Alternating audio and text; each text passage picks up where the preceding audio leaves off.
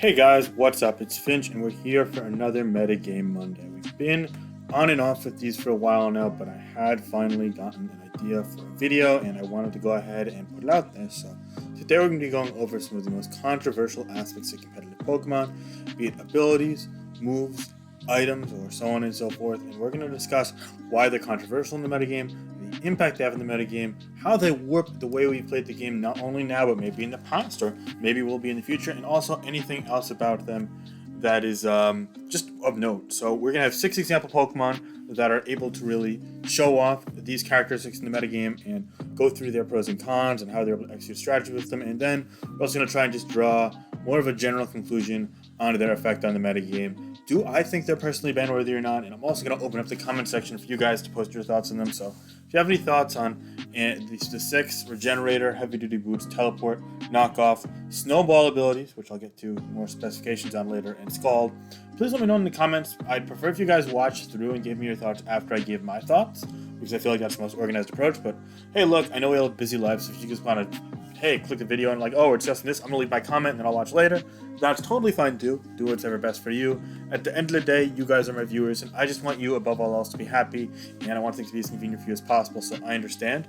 And also, speaking of 6, as we're discussing 6 different aspects of the game, I also want to say thank you so much to all of my supporters. We just hit 6,000 subscribers. Admittedly, it took a while to get from 5,000 to 6,000. I thought it would happen sooner, and my expectations for the channel had slowed down a bit, but lately I've just been feeling so rejuvenated and enthusiastic with the channel, contributing to YouTube and helping grow our competitive Pokemon community as a whole, that it doesn't matter if I'm going at a snail's pace or as fast as a jaguar. It truly doesn't. So long as I'm able to help people each and every day, that's what matters the most. If you guys would like to help increase that pace a little bit, if you guys aren't subscribed to the channel, it would mean a lot to me if you did subscribe. I know a lot of people go out of their way in their video to say, oh, there's only, 35 or 45, whatever percent you guys that view these videos are actually subscribed. The number is somewhere between 55 and 60%, and I'd love if you guys were to, but look, I'm not going to shove it down your throat. Do what you got to do. If you guys prefer other channels or you just don't want to subscribe to me, that's completely fine. I appreciate your views nonetheless, your comments, your constructive criticism and everything. It really does mean the world to me that I'm able to grow this channel and help grow this community and really form my own community in the Discord channel server that I have, as well as the comment section. So yeah, but without further ado, without any more rambling, as we are already 3 minutes into this video almost, I'm going to go ahead and start off with the most controversial of the bunch, in my opinion, and that is Regenerator. So Regenerator has been an ability since Generation 5. For those of you who don't know what it does, if Pokemon switches in and it's at 1%, it then switches out. Assuming no hazard drop, it's at 34% the next time it switches in. That means, yes, it gains 1/3 of its health, 33.333, etc. percent. And fundamentally speaking, this warps the way we play the game entirely. Normally, you're able to make progress when you play Pokemon by doing damage to something. Let's say I have a Cinderace out and I am facing a Slowbro, a common Pokemon with Regenerator in the metagame. If I were to use U-Turn on it, I would do anywhere from 40 to 45% normally with Libero boosted U-Turn. That is a strong amount of damage. So normally, Slowbro would have to click Slack off in order to recover that damage, which means the turn I spend using U-Turn, he has to spend, or she has to spend, using Slack off, which means that turn for them is wasted. They haven't made any progress. With Regenerator, they can do a couple of things. One, they can take that U-turn, does anywhere from 40 to 45%, and either use Scald, which gives them a 30% chance to burn the opponent, or a chance to deal off stab boosted damage to the opponent. And it's not like Slowbro is weak, it has a 100 base special attack. Or 2, they could click Teleport, which would let them get out, meaning they're only taking, anywhere from 10 to 15% net damage. And on top of that, they're getting momentum. They see what we U-turned out to, be it an electric type like Tapu Koko or grass type like Ferrothorn, and they're able to bring out a Pokemon that's in an advantageous position while only taking such a little amount of damage thanks to Regenerator.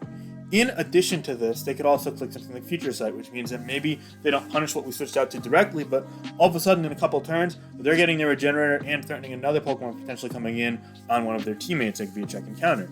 This creates a lopsided dynamic for the Slowbro user in the sense that while Slowbro is a great Pokemon that's able to check things like, say, Cinderace, or Landorus T, or Barraskewda, or Hawlucha, all of a sudden, not only is these Pokemon being kept in check, but the damage they do, the progress they make, it's not actually progress. Them getting in safely, meaning it takes an aggressive play or a smart, timely pivot to get them in safely due to them being more fragile, is suddenly rewarding the player that does so much less than it otherwise would. You're not getting the same amount of free turns. you're not making the same amount of progress. You're not incentivized to take aggressive offensive lines of play. Much on the contrary, your defensive line of play is much more safe, much more, incentivized due to the pace of the game. And this also coupled with the fact that Pokemon like Slowbro can run Rocky Helmet that can punish the U-turn being used from Cinderace, or Heavy Duty Boots, so you don't have to take Stealth Rock upon entry, so the damage doesn't scale up over time. And we're going to get to Heavy Duty Boots more later, but all in all, this creates a really defensive-oriented metagame at times. And there are ways to punish it, such as boosting Pokemon that can generate 1-shots or 2-shots that you really can't, regenerate off consistently, or running boosting items like Choice Specs or Life Orb.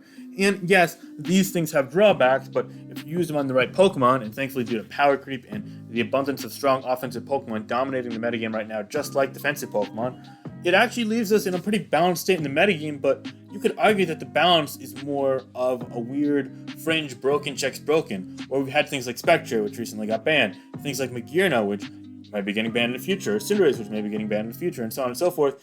And those Pokemon are slowly but surely being taken out one by one, but there's no real way that we've looked into checking things like Regenerator, or Teleport, or specific defensive Pokemon like Slowbro, or like Toxic from, potentially being checked or countered or banned from the metagame. And in a sense, it's creating a defensive power creep that warps the metagame in its own sense. And I feel like we're a long cry away from the metagame being stall-oriented or even too bulky, but we definitely were at a place where this was the case earlier in the metagame, and the concept of Regenerator is not something that just comes and goes. It's been a constant now, not only since Generation 5, but since Generation 6 and 7 really, and it's especially prevalent in Generation 8. Some other Pokemon besides Slowbro, which we had as the underlying example as a Regenerator abuser in this discussion, that are able to use Regenerator are Toxapex, which also can do so while, getting all the way up from a weakened place. For example, when I used to be a new player in Generation 5, there was this funny kind of meme / accepted concept where, let's say my Heatran takes a Surf from Latios, or a super power from a defensive Tyranitar, and it lives to tell the tale because it's a bulky Pokemon despite being a super effective move from a strong Pokemon, and it's at, 25-30%. But Heatran's Protect with leftovers, a lot of times when that Heatran's paired with a form of hazard removal, that Heatran can, with Protect plus leftovers plus switching in at the right time, can get all the way up to, 80 or 90% by the end of the game. And then in Generation 7, that became even more prevalent when things like Tapu Bulu gave it also Grassy Train recovery, and Defog was prominent to remove hazards from chipping it when it enters. And that concept, it actually required a certain level of, rigorous maneuvering with your Heatran, or with your other Pokemon that, had to recover up with just leftovers and maybe Grassy Train and Protect and whatnot. But with Toxapex, you don't have to, come in and get a free turn to click Protect, or, click a recovery move even necessarily. You can, but you don't have to. You come in on any resisted attack. You come in on a Scald from Slowbro. You come in on a U-turn from Cinderace or a Powerball from Cinderace, and then you switch right out, and you already gained health. You go from being at 20% to being at 50%. Then you go from being 50 to 80, and so on and so forth. That way of getting that Pokemon all the way up, it just takes a couple of switches in on resistant moves. And when you have Toxins, resists Fighting, Fire, Bug, Fairy, Steel, etc., etc., etc. All of these typings. Water. My goodness, so many different typings. It's kind of crazy. Bug, yeah. All of a sudden you realize that it's so easy to let your Toxapex on turn 2 eat something like, a Life Orb Leaf Blade from Kartana, which is going to do 50-55% potentially during your spread, and go for a Knockoff to weaken it, or a Scald to potentially burn it.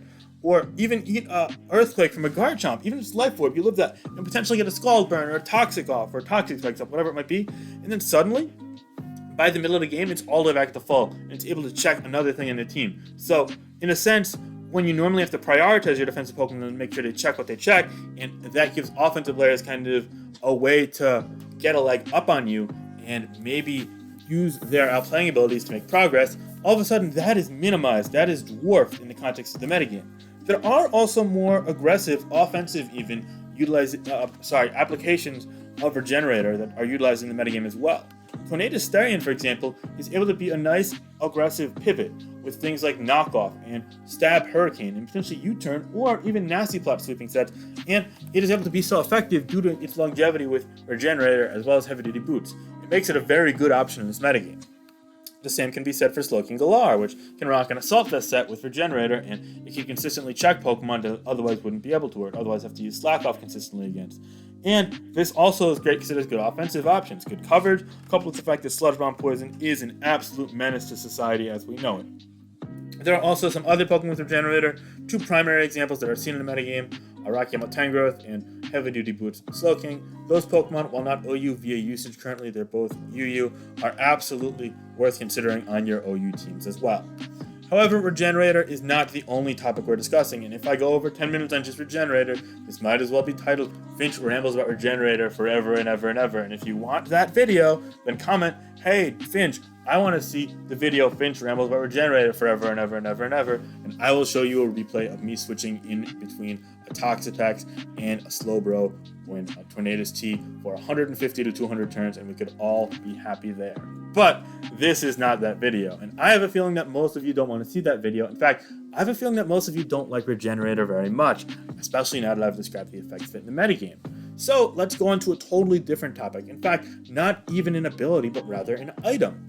An item in the metagame that is able to enable the same type of play, but also totally different forms of offensive play and pivoting, is Heavy Duty Boots. Heavy Duty Boots is an item that is new to the 8th generation of competitive Pokemon and 8th generation in general. I don't know why I specified competitive Pokemon. If you know why, let me know in the comments down below, but I just think I'm going crazy right now because I haven't done a metagame Monday in a hot minute, so bear with me, guys. But anyway, the thing about Heavy Duty Boots is you have a Cinderace, a Pokemon that is pretty fragile, right?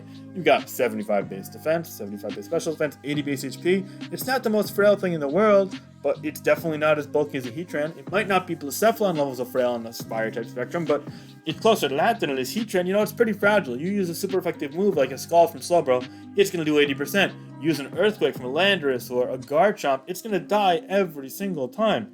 Even some neutral hits, like say Discharge from Zapdos can 2 KO potentially. Or Hurricane from Tornadus T, always 2 KO. If it's offensive, you can even kill it from 75-80% potentially. So, you're not safe, is the point. But then you're like, okay, but if it's a frail Pokemon, then how does it come in so often? How is it such an effective pivot in the metagame? And the answer to the question is, it's just able to come in so many times because of Regenerator. You pair it with U-Turn, you pair it with Teleport, you pair it with Volt Switch, etc., whatever it may be, and all of a sudden you realize it's able to come in, and instead of being a Fire type, it takes no damage from any hazards. Not from rocks, not from spikes, not from toxic spikes. It's not slowed down by sticky webs, etc. It's able to come in time after time after time again. I've seen games where U-Turn has had, which is, by the way, a move we use very often, U-Turns went from 32 PP down to like 15 PP in like a fairly offensive game, just because Cinderace keeps pivoting in. You're able to force sequences with things like Slowbro, things like Volt Switch Zapdos, U-Turn Tornadus T, where you lure in the Pokemon that Cinderace has a super effective move against, but then you know they're going to switch out, so you use U-Turn to chip something like the aforementioned Slowbro or Garchomp or whatever it might be, and all of a sudden you're kind of going in and out and in and out and in and out and slowly but surely making incremental progress with your Cinderace. And that incremental progress is solely because of Heavy Duty Boots. If it had to take Stealth Rock every single time, your Cinderace would be limited. Bulk Up sets might still be good, but the Pivot set, it would have a lifeline completely deprived. And all of a sudden, not only Cinderace, but a plethora of other Pokemon would have their viability shafted, whereas the prominence of making progress through Stealth Rock, something that's been prominent for generations and generations, dating back to Generation 4 with Stealth Rock and Generation 2 with Spikes, would suddenly be revitalized, something that's taken a big hit this generation. Now, albeit it's still a viable strategy, we still see Stealth Rock on almost every team and Spikes on a fair amount of teams, not more teams than not anymore, but still, the fact of the matter is that that lifeline would be cut. Now, there are things to keep Heavy Duty Boots in check. For example, Pokemon that run Heavy Duty Boots still have checks and counters. Cinderace is very controversial. Tornadus T can be controversial as well, but there are checks and counters to most of them at least, and if not, then you could argue that the Pokemon is the issue more so than the item. However, there's also the fact that you can knock them off. Knocking off boots on a Cinderace or on a Tornadus T or even on a Volcarona can lead to their lifeline, their longevity being cut, being diminished drastically, and that is huge. Being able to suffocate them is huge. It could limit their effectiveness, the amount of times they get in, or even just the amount of moves they land in general. However, that takes a turn out of the game, and you've got to time it correctly. And potentially, there's also a certain level of drawback to do that. I mean, common knockoff users like Ferrothorn aren't going to be able to want to take a hit from Cinderace. In fact, they might not be able to. Some others might be able to, though, and if you're able to get that in right, then good for you, but it's not always easy. because the heavy duty boots user knows they have heavy duty boots equipped and knows how important it is to their longevity. So that becomes a whole other mind game in and of itself. All in all, though, Pokemon that were weak to Stealth Rock being deterred by Stealth Rock has been such an important part of metagames being played and strategies being formed for generations and generations, seen as a necessary balancing act, and now that no longer is seen as a possibility. And yes, the trade-off is an item slot that can be knocked off in a knockoff heavy metagame, which we'll absolutely get to later, but at the same time, it's definitely not a very easy thing to contain. And while Cinderace is the main abuser, there are so many other Pokemon. For example, Volcarona's generational viability has been completely revitalized due to heavy duty boots, making it so that despite being 4 times weak to rocks, it can actually navigate itself in and out of battles pretty comfortably, which is important, as if Stealth Rock were up consistently, that would not be the case. Not whatsoever, as we saw in prior generations where it was relegated to a more offensive kind of hit or miss sweeping role. Nowadays, it can do a bit more. On the flip side, though, there are also more defensive applications of this. Pokemon that aren't fire types, believe it or not, that can use heavy duty boots. What are these Pokemon? Well, some of them are particularly defensive options like Blissey and Slowbro, Pokemon that are predominantly used as defensive pivots nowadays. Blissey going from being one of the most passive Pokemon in the game to now actually being a respectable specially defensive pivot, albeit it does have to cling onto its item, being scared of Trick and Knockoff very carefully, as heavy duty boots are vital for its survivability. But that aside, Blissey is pretty solid as a pivot because of that, especially due to teleport, letting it get in and out quickly. Same with Slowbro. Another option which can play more offensively or defensively is Tornadus Therian, which is a great abuser of heavy duty boots. Again, much like Regenerator, it can help it abuse Regenerator and also just, increase longevity, get in and out, not take 25% each time it enters, which is huge. It turns 1 hit KOs into 2 hit KOs, or 2 hit KOs into 3 hit KOs, 3 hit KOs into 4 hit KOs, etc. And with those free turns, with that freedom, with that space, Tornadus T can do so many things. It could nasty flood up and use Hurricane plus great coverage. It could go for knockoffs. It could pivot in and out. Even use Defog. So moreover, Tornadus T is a phenomenal Defog user and potential breaker and pivot in general due to heavy duty boots and Regenerator. Now, you notice that some of the more controversial Pokemon have fit in these two camps. We've seen a lot of people complaining about Toxapex and Cinderace. Honestly, Slowbro and Tornadus T have been the subject of a number of complaints as well, if only because of how much they're able to prolong games and negate progress being made. And you kind of have to wonder, should we be looking at these things instead of Pokemon? And my answer to that question is, I don't think so. Personally, I think the way that we're approaching it now is close to optimal, but I think that it should be an open option in the community to discuss this more. And I think we should hear what other people have to say. And I think it's really important that we kind of dissect the game we're playing and figure out the cause for every effect and vice versa. And understand why what happens in games happens in games. There's a certain level of game theory that, as competitive Pokemon players, we inherently understand, and sometimes it goes unspoken, but it is very much present in the metagame, and that is absolutely something that we should really investigate and figure out. Maybe there are other ways to improve the metagames we play to maintain a certain level of balance and potentially even proactivity in our metagames that could make the product we put out on Smogon, on Pokemon Showdown, etc. more enjoyable and also more competitively balanced. But I digress. There are 4 other topics that I want to discuss in this video: Teleport, Knockoff, Snowball abilities, and Scald. I want to note that while Regenerator and Heavy Duty Boots, in my opinion, have a bit more traction in a suspect type of context, in a, potentially these things derail the way we play type of context, these 4 are maybe less so. I think Teleport is more controversial right now. It's a bit of a hot button issue, but it's only been out for a segment of a generation, and we absolutely need to see more of it, just like Boots, but Boots has been established for a bit more. Teleport also has less distribution, whereas you could slap Boots onto everything.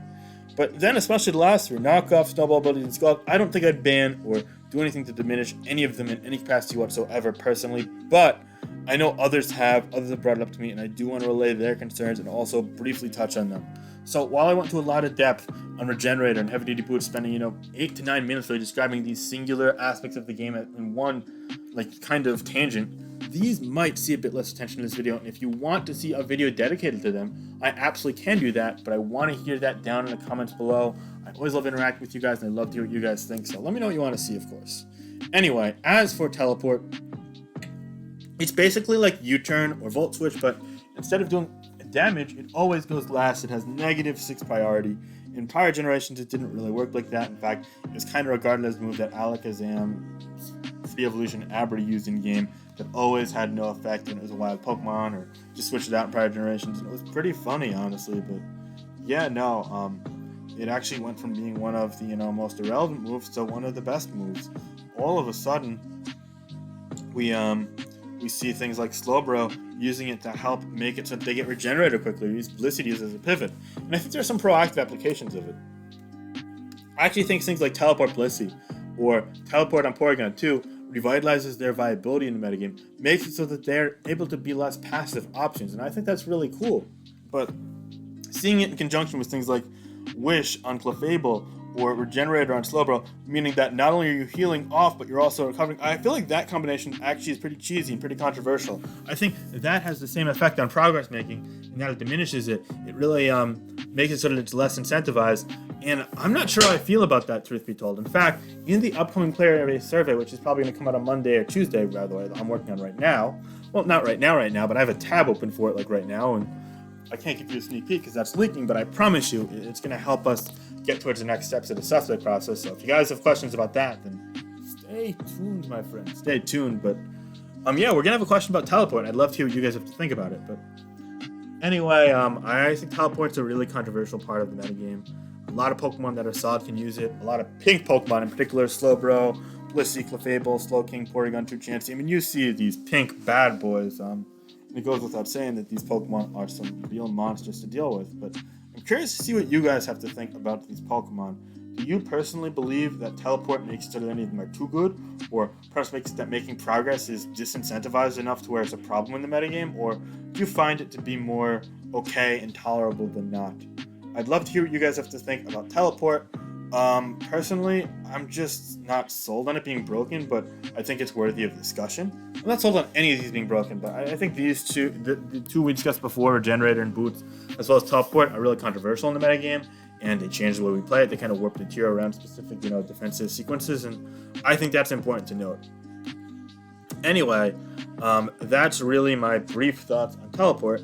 As for Knockoff, Knockoff has been prominent since Generation 6, when it got improved base power wise. You see now it's 65 base power, does even more when the item is held. But previously it was still a usable move. We saw sporadic usage of it in Generations 3, 4, and 5. Knockoff was pretty solid in Generation 3 on Hariyama.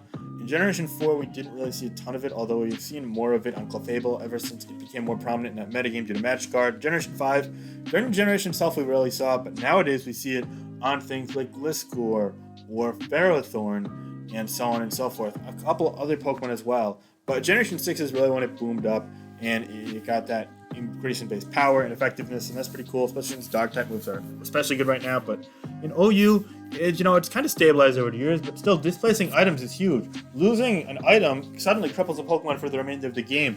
It makes it so that it might be marginally or even considerably less effective in doing what its objective, what teams kind of have it as a That was not a coherent sentence. Let's back up. Knockoff makes it so that Pokemon might not accomplish the objective that their teams wish for them to accomplish. Okay, that was an actual sentence that made sense in the English language. Going back to what I was saying, at the same time, it also does take a move slot oftentimes used on a slightly weaker non-stab move. For example, with Tornadus T, you're not doing a lot of damage with an off-step Knockoff. In fact, oftentimes sets with it still run minus attack. Same on things like Toxapex and Clefable. You're not doing much damage. Okay, you might be able to negate Regenerator one time from a Galarian Slowking or a regular Slowking, but getting a Knockoff on something like Heatran or even a Clefable, all of a sudden they're not recovering each time. They're taking damage, they're kind of bleeding out. Clefable's forced to softball a lot. Heatran, its longevity is suddenly diminished a ton. That's huge. It makes it so that aforementioned sequence where Heatran, can get down to like 25-30% and then heal all the way back up thanks to the fact that it has leftovers with Protect, especially with Grassy Transport, is an impossibility. And I always felt like that was a pretty healthy dynamic. I always felt as if, finding a way to get your wall in and like slowly healing it up and getting those 3 turns or outplaying your opponent, predicting around them, was a good way of kind of advocating for proactive defensive play so that progress is warranted on both sides. But now lifelines like that are suddenly diminished drastically and just trying to check things that use Knockoff, things like Tornadus T or Kartana or Rillaboom, and that's pretty huge in this metagame in my opinion. So yeah, other Pokemon use it, especially more defensively oriented Pokemon are trying to slowly whittle down things, Some example of that is, oh, sorry, I have them right in front of me. What am I thinking? Toxapex, Clefable, and Ferrothorn, but then also some more offensive Pokemon use them as well to make it so that their checks and counters aren't able to, chip them down. For example, knocking off Rocky Helmet is huge when you're facing a Tangrowth with an offensive grass type like Rillaboom and Kartana, or getting a knockoff on something that has heavy-duty boots like a Zapdos or Tornadus T can make it so that they can only check you once or twice, especially if Rock Stomp with one of those Pokemon. That's pretty big, especially because a boosted knockoff from either of these Pokemon, it's not exactly doing, chip. It's actually doing like significant damage, so that is important. So yeah, knockoff, I don't think it's broken or particularly controversial right now, but I think it's enough to warrant some discussion of it and its place in the metagame, the effect it has, and how it's one of the best moves, and it really went from kind of being pedestrian to being like, one of the best moves in the game. Like if I were to make a top 10 moves in SSOU video, which again, let me know in the comments if you want to see. I'm kind of thinking about doing some top 10 lists this month, so I think that'd be good to get the viewers up. But anyway, if you want to see that, then let me know in the comment section down below. Again, next off, we have Snowball abilities. Now you might be saying, what do you mean Snowball abilities? There's no ability called Snowball. Hold the phone. Snowball? No, there's nothing called Snowball. What are you talking about, Finch? Snowball? There's no move called Snowball. What? And let me explain what I mean by that. These Pokemon have abilities that boost a certain stat when they get a kill, or the opposing Pokemon dies. So for example, I have my now Uber Spectre out, and I get a kill on their weakened Toxapex Fable with my Shadow Ball or Hex. And I'm already at +1 or +2 attack, special attack, but now I'm at +3. And Spectre's a pretty fast boy. I don't know if you've noticed. 130 speed is strong and fast, and it's scary. But now I'm even stronger. So now I try to go to my check. That should be all the ones we wanted, but now it's dying because it's even stronger as well. And it's snowballing out of control. Okay, that's pretty strong on something like Spectre. Now imagine it on a Pokemon that has stored power and other boosting moves too, like Calm Mind and Shift Gear. And imagine it being Soul Heart, which is able to also boost special attack each time. And even if it's something like dying to Stealth Rock, not even dying to Magearna, and it's like, whoa there, it's getting way stronger in too many ways too quickly, completely out of control. This is ridiculous, this is a headache, someone save me. But no, nothing's saving you, because these Snowball abilities are out of control in some context. Another frequent abuser of them is Kartana. Scarf Set especially loves Beast Boost because you get a kill, and then all of a sudden you're even stronger, and so on and so forth, especially in grassy terrain. That shit's strong. Or even the Swords Dance that you automatically have to go to your Revenge Killer, your Tornadus T, your Drag, but you can't go to like a defensive Pokemon to try and check it. Nope. And that forces, other lines of counterplay and other sequences that can be punished. Some other viable Pokemon that have snowballing abilities are Buzzwole, Blacephalon, which I think is underrated right now, and Glastrier, which I also think is underrated right now. I will say that these Pokemon, they're all checkable, and I think that one of the main reasons Spectre got banned was having Grimm's Neigh, making it kind of especially hard to revenge kill, but otherwise, I feel like the abilities aren't like broken. I think Magearna is broken because it's Magearna more so than it has Soul Heart, but Soul Heart definitely contributes. But at the same time, it's hard to really quantify what these abilities can do, but they definitely do warp the way that the metagame's played and counterplay around these specific Pokemon, and I think that's worth noting. I kind of think it stays in line with the sentiment, the vibe of this video, if you will. And the last thing is something that I actually thought was more broken in Generation 5 and even 6 than it was 7 and 8, because the burn damage was dropped from 12.5 to 6.25, and one could argue that Game Freak might have done that because of moves like Scald or Lava Plume and Will was being so prominent. But Scald in particular is cool because normally you kind of like have that status element that aligns with your type. Like for example, Thunder and Thunderbolt can paralyze, Lava Plume and Fire Blast can burn, Ice Beam, Blizzard, and Freeze Drag can freeze. Scald is a water type move. There's no real water type status equivalent, but all of a sudden it could burn, which is like the fire type. It's like normally you would switch, a Pokemon that doesn't mind getting burnt into a fire type. Because, yeah, you switch your Heat Drain, you switch your bulky water to use a special attacks into it. It gets burned, not the end of the world, but all of a sudden you want to switch your physically offensive grass type into your bulky water, and you can't do that. You're risking a burn.